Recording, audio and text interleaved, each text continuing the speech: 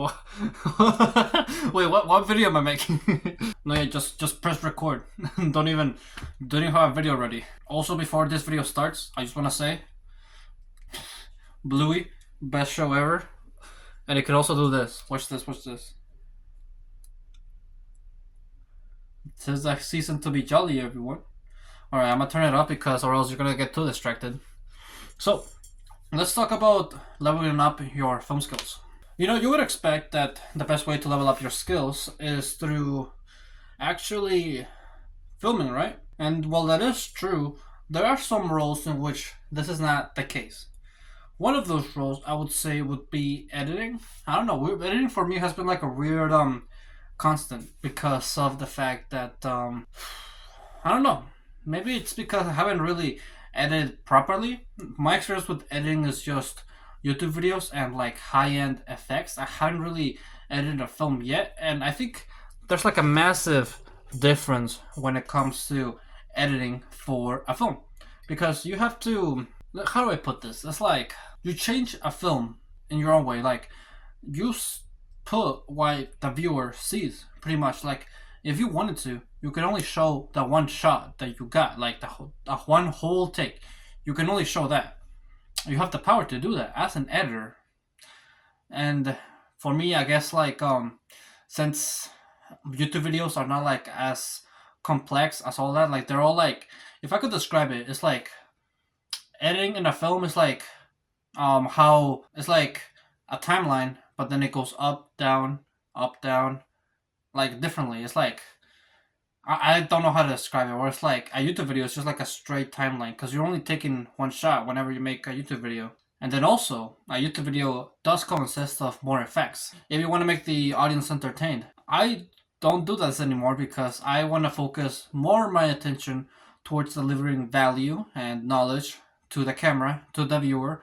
And then when it comes to entertaining, I would much more rather entertain through my films instead. So that's how I do things.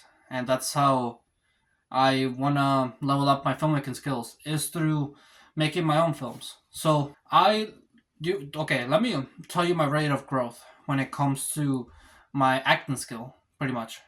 At the beginning of last semester, fall semester, 2024, my only experience acting was through like some films that I made. You can watch it yourself during my channel. It's called Crime, and let's see, which other film did I upload?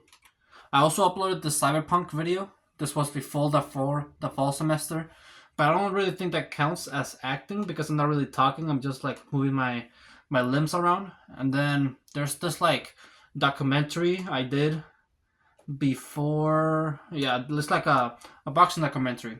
This doesn't really count as well because I'm not really acting. I'm just performing. And so this was the only experience that I got. And my first time acting was through it was like a 30-second scene. Really simple. It's like very short. And even though it was very short, I did not perform to the best success. This was like my first time though. And if I could describe my rate of growth, it would kind of just like, imagine this is like a line. It goes like steady and then it goes up. Because then after that film, which is not uploaded on YouTube, I made the Weatherby scene 43. This is up on YouTube. I'm bad. I know I look really good on camera. Everybody says this. My friend says it. My mom says it. My professor said it, that I look really good on camera, but my performance is not there. I'm not free, and you know my professors really cut a note of that and told me right away. When I told you about the first film that I made, which was just like 30 seconds, they told me about that, how I'm like anxious, shy, and not really free to experiment and do what I want. They said the same thing when they came to this Weatherby scene, and then after this, I got the message. I knew what I needed to do, and as soon as I implemented what they taught me, skyrocketed. That's how my acting skill just like leveled up out of nowhere. And it's weird because like it just went from one simple mindset. That's all I did. I didn't really like, okay, just look at the Bluey. Look at Bluey and Bingo. It's like a shirt. I really like it. But I think, well, I don't know if they didn't say, and my professors didn't give me feedback. Would I have improved my acting skills the way I did? I don't think so, actually. Maybe I would like improve by watching other actors, like my co-actors.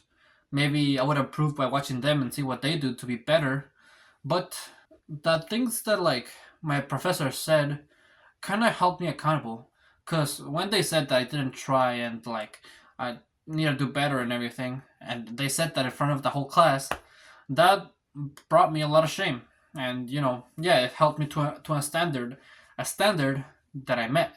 And so what I'm trying to get at about all this is the fact that a good way in which you can just like skyrocket your film skills is by simply shame and being held accountable. And this is not something. Actually, this is something that you can control. First of all, shame is like, okay, so you want to present your film, right? You want to show people what you can do.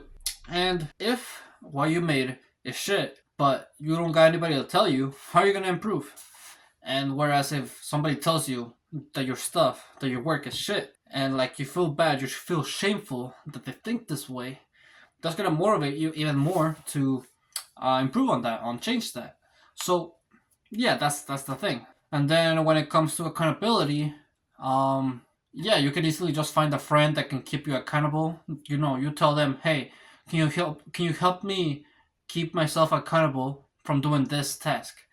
And they'll like if they're a good friend, and they'll do that. They'll like text you or anything, remind you and stuff. And yeah, that's one way to be accountable. But this is why I recommend university for some people. Obviously not for everybody, but you know, there is like a lot of value. If I didn't go to university, those scenes that are in my channel who has like the most views, they wouldn't be there. So there is a return on investment in university. Just like you have to go in with a plan. And what I'm saying by all this is that you can also gain accountability and shame to a greater scale through university. Because like obviously these people are gonna be professionals. Obviously these people are gonna know what they're doing. They know how to improve someone. That's their special. That's what they specialize in. So yeah, just don't see university as all bad. Obviously you can do this yourself, but it's gonna be harder, of course. And yeah, speaking of doing stuff by yourself, something that I've been mentioning throughout this entire video is the fact that you need another person, someone who can help you. And this is a thing that I struggled at, and I don't want to dig right university too much because I do that in all my videos already. But yeah, if it wasn't for university, I would have improved my social skills as much as I did, because I was put into situations where if I wanted to improve as a filmmaker, I had to talk to others. Whereas if, let's say, after high school, I started just like by getting a job. Sure, I could talk with my coworkers in that job. Maybe I could like talk to people at the gym or anything, and like my friends. But the thing is, they wouldn't have the same interest as me. There's social media, true, but it's very rare to find someone on social media who's willing to work with you for free and who's willing to meet with you as well. Like, have you ever wanted to meet someone through the internet besides girls? No, right? You wouldn't meet another guy that you met on the internet. It's not, even though we live in an age where internet is like everywhere, it's still not common to do that. It's still, this is getting me to sweat. This is really hot. Yes, really uncommon. And so university is like a place where you meet people face to face. You get to talk to one another with the same interest. That's the most important part. Like, I don't think really you're not gonna find people who are willing to work for free out on the street. Like, work for free on a film set. Not really. This is something that, unless you have like very good social skills and maybe you go to like a social event, but I feel like social events, like I've gone to a couple of film events myself, and I feel like if you were to land a film job, you're gonna have to have some credibility yourself, things that you've worked on, and if you wanna be really credible, show that person like that you made good work. You're not gonna have to work through others. This is not something that's gonna be done by yourself. It's not gonna be that easy. Like, even if you do have like good social skills and everything, What's more important is the work that you have to show for. But there's always a way to get stuff done. There's always like a way, even if you don't have people, budget, equipment, actors. Sure, you can find a way to get it done for free, for cheap. It's just like I'm just like trying to mention things that will make things easier. Now, let's talk about knowledge, pretty much. And I said this in, well, you would think university would provide you with like a lot of knowledge and everything. And well, that is true. It did provide me with a lot of knowledge. That's not where I've had like my most memorable moments from. The most memorable moments were the past semester, the fall semester, where I got to act, where I actually got to be on set, where I got to hold a camera. That's my most memorable semester so far. Because before that, it was just knowledge and write things and research things. Whereas if you just like go and perform, it will be a lot more fun. Like, I'll admit it. This is something that I don't like about university. The fact that there's some classes where you don't actually film. This does limit you, and the thing is, they're required. If you want to go to the higher level classes where you do get more experience as a filmmaker, you have to take those classes where you do have to do research and everything. And I don't know. I don't think those classes should be required. Why have a filmmaker start with film history? Sure, like film history is important, but is it like ideal when it comes to becoming a better filmmaker? Not really. But there are things that could be knowledgeable. I don't know. I'm kind of like upset about last semester as well. Not the fall semester, but like the 2024 spring semester, because I took this class. It's called Film Fantasy, and I did. Okay, there was some value to me. I did like get me to push myself. I did get to see my limits of what I could do working wise, because I remember our professor gave us like the whole semester to write like a 5,000 word essay and also like a video to accompany that explaining it. But the thing is, I procrastinated throughout the whole semester and decided to do this project towards the end. And so I did this 5,000 word essay and this 20-minute video with editing. It's actually up on my channel right now. It's called How to Write a Fantasy Film, or How to Make a Fantasy Film. Yeah, it's like a 20-minute video, 5,000 word essay. I did all that in 1 week. I'm still impressed on how I did it. I'm a freaking genius for doing that. But yeah, when it comes to my actual film skills though, not really. Kind of just tested my discipline skills instead. And that's the thing about research. It's more about discipline than boiling your film skills. There is some value, of course. There is some knowledge. Is also a good vehicle for performance. If I could describe it as anything, it's like a map. The more research and knowledge you get, the more clear the map gets. But it's up to you as to what type of knowledge you want to get. You want to get it from ChatGPT, YouTube videos, or do you want to get it from teachers and articles and books? It's up to you what style you want to choose. I just warn you about entertainment style of education. What I mean by this is like most entertainment education channels will try to hook you with like their paid products and everything, and I probably might be guilty of this myself in the future. But yeah, and also since it's entertainment as well, you could get easily distracted. So yeah, just be careful when it comes to entertainment, pretty much. I myself recommend books as the best source of education, and then also professors. Well, again, I already went on about professors, how they keep you accountable and shame and everything. That's, I feel like, what they're best at. But when it comes to knowledge, I mean, this is the reason why in college there's like, they always like assign you like a book on everything. Like at the beginning of the semester, there's like certain books that are required for that course for you to get. And I guess it's because like it's better to read a book than just to see a guy explaining things. So I guess I should tell you the type of books that I've been reading. Here, I mean, it's literally right. Well, here, I guess I'll show you.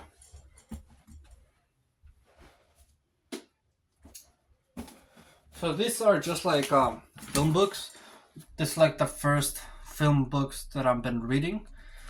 For the past 2 years, 1 year, I've been reading more self-improvement books and everything. I've read The Way of the Superior Man, How to Win Friends and Influence People, the subtle art of not giving a fuck, and then yeah, I feel like also reading self improvement books can be really beneficial because self improvement just like improves your work in general.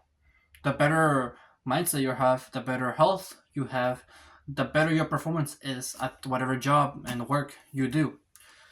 But with that out of the way, let's talk about some of the books that I've been reading myself, and I'm a little bit disappointed that I haven't gone that far into them. The first one is Story by Robert McKee, and this is like a more screenwriting book. When I first like bought this book, I was like, "Oh yeah, it's gonna help me be a better director, and actor, and everything." And then I started reading. It's like, oh, it's actually more about screenwriting. But that's good because I'm also taking a screenwriting class, and I was reading this book while in my screenwriting class, which did help me. So yeah, the thing is, I'm only until there's like 300 pages in this book, and I'm only in page 111. So yeah, long book and everything. And then a couple, no, this was like 2 days ago, but my girlfriend got me this book. It's called The Film Master's Handbook, a complete, comprehensive guide for the digital age by Stephen Asher.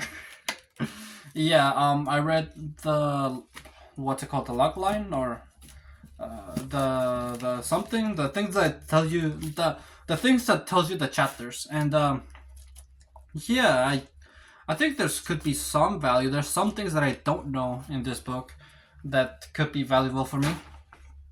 But overall, I think some of the topics discussed is probably going to be stuff that I already like my teachers already went over in my class. We'll see if I read it. I don't know. It depends how I feel. I'm definitely more if in a screenwriting phase right now. At a screenwriting, acting, and directing phase. This is, I mean, this has always been my passion for the longest time. But yeah, right now I am writing my own story, my own full length feature film that I might film one day once I finish it. As of right now, I only got like 16 pages, and a full film has like between 60 to 120, or like even more, because like apparently one page is like around 1 minute in film. So yeah, I'm still working on that, and also I'm making like two short films, one drama short film, and then another comedy short film. So I'm starting to write more. So that's why I've been reading this book, and I have enjoyed it. I think it's really valuable. I highly recommend it if you want to get into screenwriting. So with that, I don't know if there's anything else. Let me check my notes. There's not. We're ending the video. Yeah, I mean, I'm happy with the things that I went over. There's experience. There's people. There's teachers. There is books. There's lots of ways. Well, I guess I didn't mention the fact that you can gain knowledge and experience through actually watching movies. And while this could work to some extent, same thing when I said that you can get distracted by consuming social media content, like even if it's educational, it's very easy to get distracted because movies are about entertainment, and they can catch you. They'll entertain you. You'll forget about it. So just be careful when it comes to learning with movies and shows. Make sure to go in with a learner mindset. Get a pen and paper. Write down things that you like about the film, things that work, things that don't work, and yeah, try to replicate it in your own film. There's nothing wrong with copying. You can't. Obviously, you're not gonna copy the same way, but take inspiration pretty much. So yeah. With that, thank you for watching this video. If you would like to, be sure to leave a like, subscribe if you're new or would like my channel, and always remember to live your life like there's no tomorrow.